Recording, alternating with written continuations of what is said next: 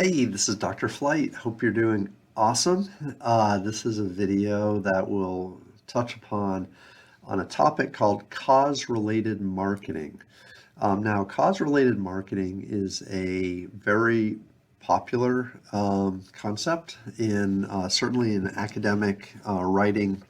It's a business practice which started in its modern form in 1983 when American Express created a promotion where with every purchase used with an American Express credit card, which was very rare back then, every purchase they would donate a little bit of money to the restoration of the Statue of Liberty that was taking place. So this was a fundraiser basically in conjunction with the use of a credit card.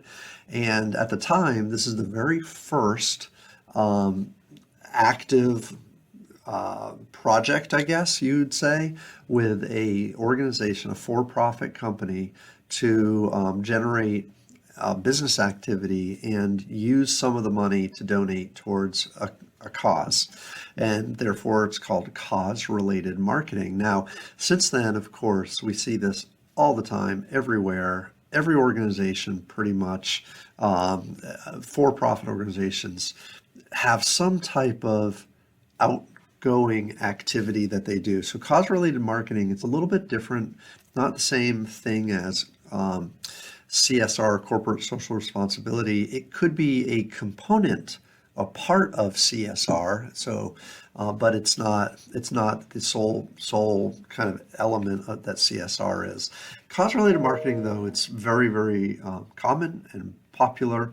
Customers expect it. We often maybe make purchase decisions as a result of it. In fact, 93% of people would buy a product that is associated with a cause.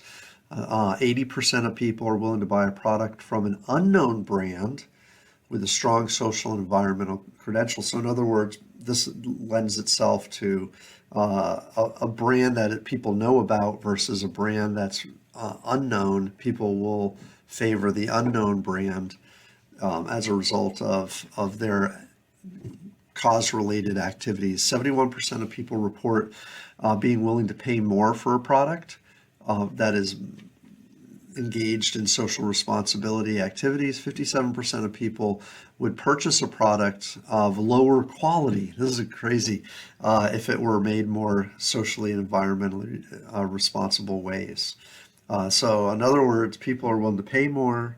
They're more willing to pay for brands they've never heard of. They're more willing to pay for products that have less quality than they otherwise would if the product is being produced or tied to a social cause.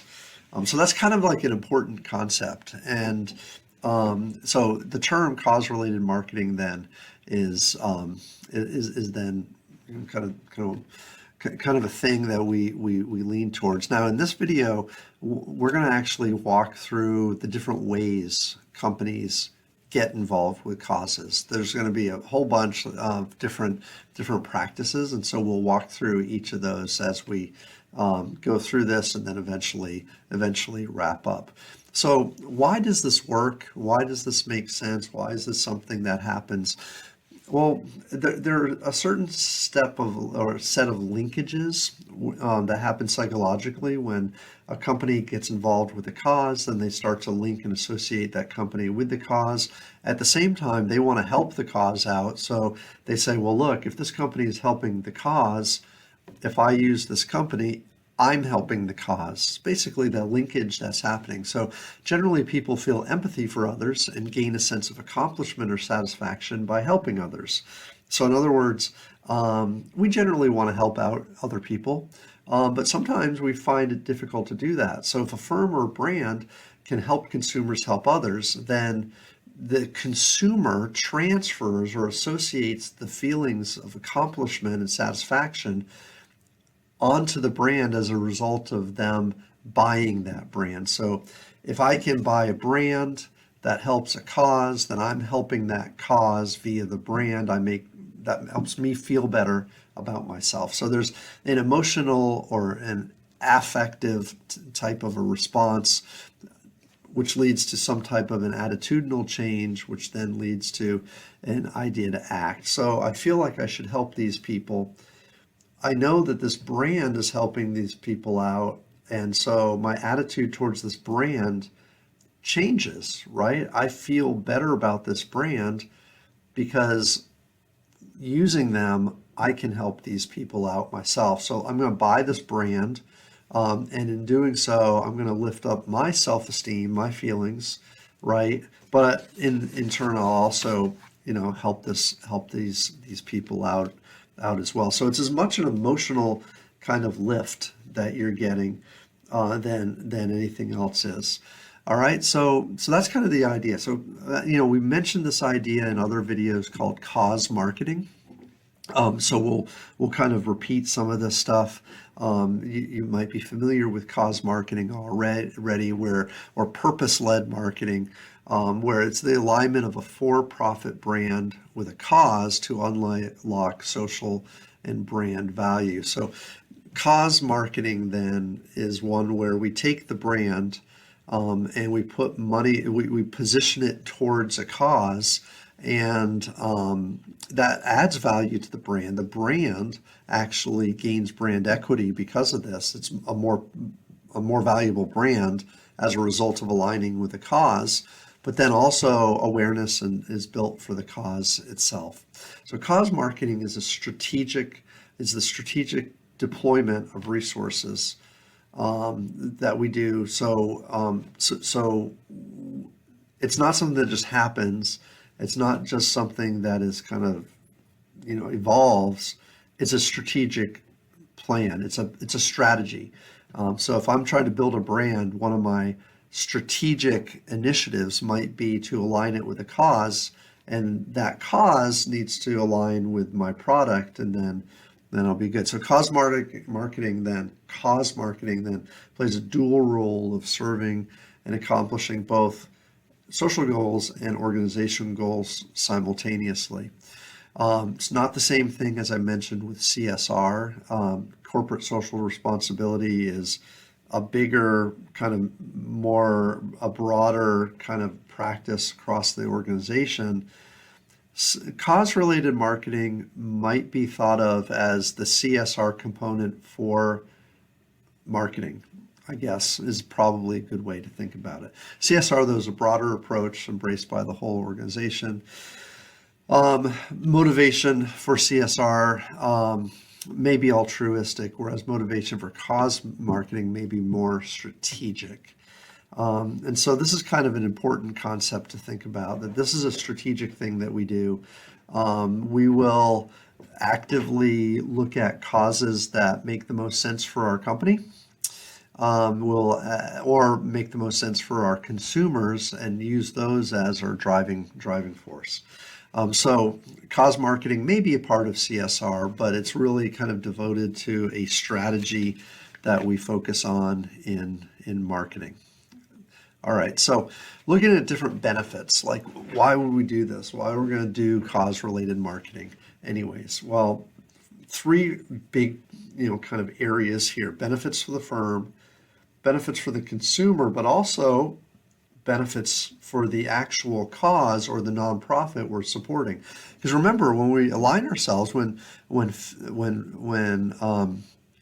American Express, the credit card company, aligned with the initiative to restore the Statue of Liberty, that Statue of Liberty initiative gained a lot of money, right? They benefited greatly. So this is not just a company strategy, it's a social organizational strategy as well.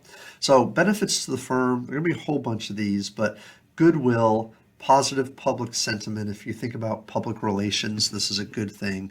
The brand establishes trust, authenticity in the marketplace, builds awareness, of course, for the brand itself, deepens engagement, increases loyalty, so the customer feels more involved with the brand itself. And again, remember this transfer of association.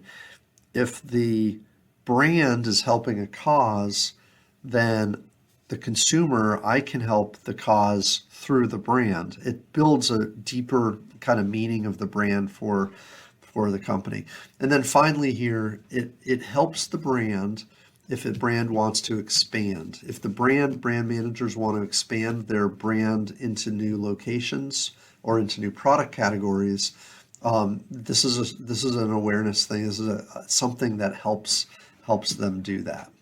Okay, benefits to the cause. Benefits to the cause. Obviously, it builds awareness for the cause itself, right? It also helps extend that cause into new markets. So in other words, I might not know that the Statue of Liberty needs restoring, but if I have this credit card and they're doing an activity or they're doing a cause-related, kind of activity with this need, it builds awareness. Like I learned now about that project via or through my product that I'm supporting. So it kind of like opens up new people to the cause who might not otherwise deal with that cause before. That's what we think about when we do markets. Finally, it certainly creates fundraising and income opportunities for them. It brings money to the organizations that need it.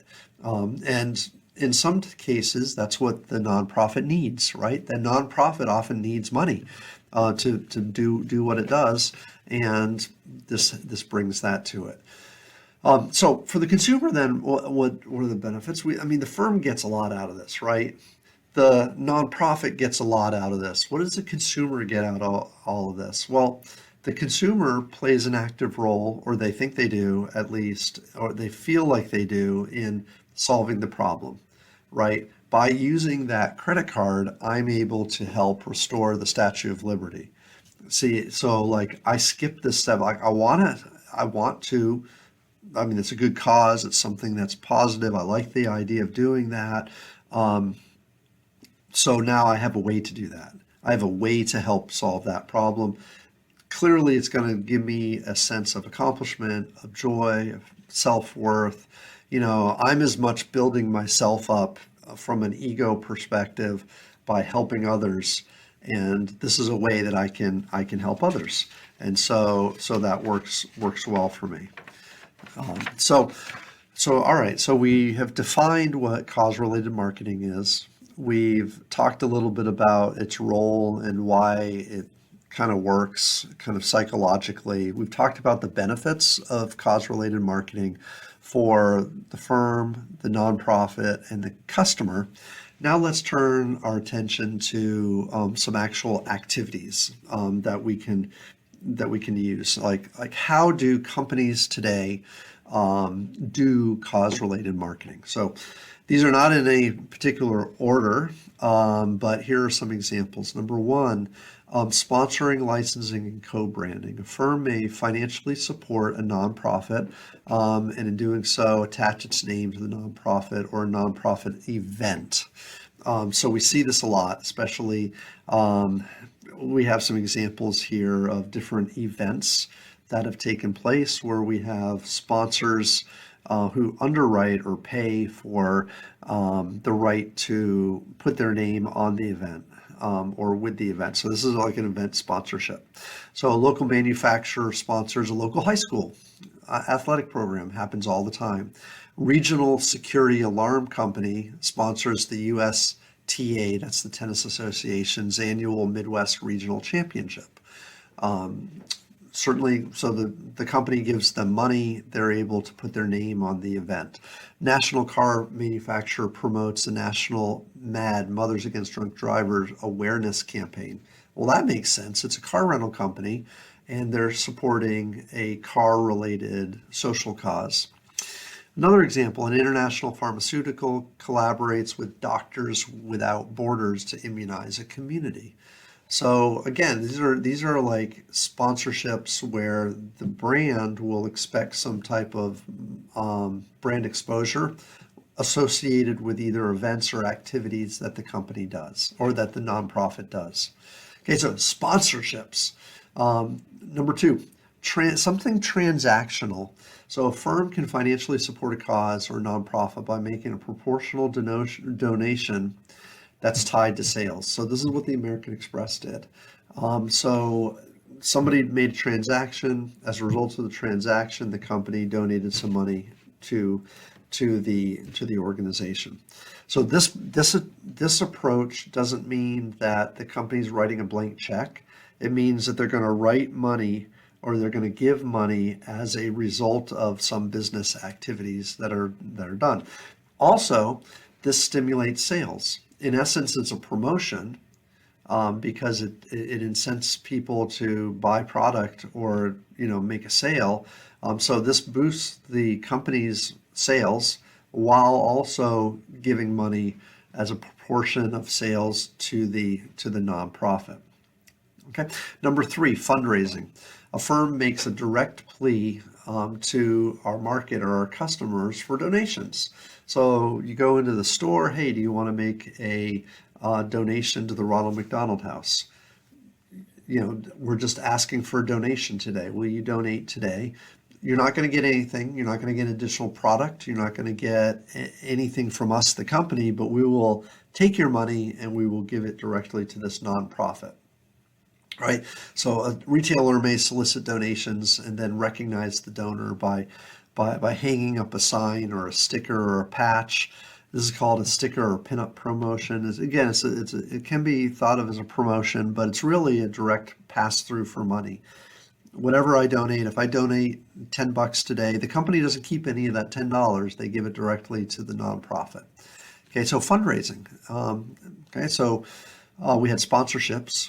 We have a transactional way to raise money where I'm going to donate a portion of my sales to you, the nonprofit. We also have fundraising, right? So there are some others here though. Product donation. If I have like here's one that you're going to think is interesting and a little different. When Budweiser is one thing that Budweiser does, and the Budweiser family, Anheuser-Busch, one thing that Anheuser-Busch does is they have lots of cans and they have lots of water. So one thing that they do is if there's a national disaster, like a big hurricane or a big national disaster, one thing they do is they shift their production for short periods of time to can or bottle water, and then they donate those cans and bottles of water to areas that need it. And so that's like they're producing something and then they're just giving it away. That's a product donation. A television may offer nonprofit airtime. There's another example where a media company could offer a charity or nonprofit time to advertise. You have an illustration here for Tom's shoes, where when you buy a pair of Tom's shoes, they donate a pair of shoes to somebody who needs it, right? So that's another form.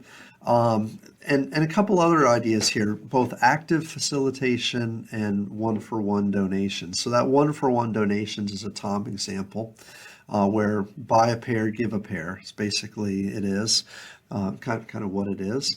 Active facilitation, though, may be used where a firm donates products or service directly to individuals who make donations. So this is a little bit of a different twist too, where if you buy a product or if you engage in the company will on your behalf give a donation of a product. That can happen too. So a couple different twists of product donations, but here's the key. The product that the company makes has to make sense for the nonprofit that's using it. So, Tom's makes shoes and they give shoes to people who are impoverished and in communities that lack shoes and need footwear, right? So that kind of makes sense for them to be able to do that. Okay, other things. So there's a number of different ones here as well. Donation matching. So if you donate, the company will match your donation. So if you pledge $5, the company will match your $5 pledge. So basically everything that's brought in by the nonprofit is doubled in money. That's basically what's happening there. Awareness building and awareness driving campaigns. So here's the thing, if you're a company and you're running your business, you have media buys you've already made, you have ways to communicate, you have ways to build awareness for your company. You can use those same mechanisms to build awareness for the nonprofit. So if I have an advertisement that I'm running about my product, I can tag a nonprofit on it, and that nonprofit will benefit from this awareness building that I'm already doing for my own company. Okay, so using your own resources to build awareness is a good thing, right? Purpose-driven brand activism happens when a brand identifies a specific social purpose and carries on a broader program of engagement on behalf of that social cause. For this, I think of Nike. This is a really, really good example of Nike.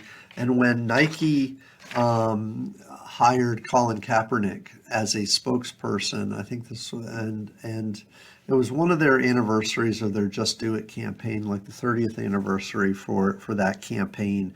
And what they did was they made a purposeful kind of campaign around social justice and equality issues that they were going to champion using this spokesperson, at the time, a highly controversial move. They knew they would alienate some of their customers by doing this, which meant lower profits. But they engaged in this really form of corporate activism on behalf of this social issue. And so it wasn't that they were necessarily raising money for the issue. It wasn't, they were building awareness for sure, but it was more comprehensive than simply tagging a nonprofit in an ad. It was much bigger deal in terms of reflecting their company ethos through a purpose-led campaign. So that was kind of a big deal. All right, last one, number 8, the distribution services, or getting your product out to others. So here's the deal. So not only do you have media buys where you're building awareness already for your company, but you're also distributing product for your company as well.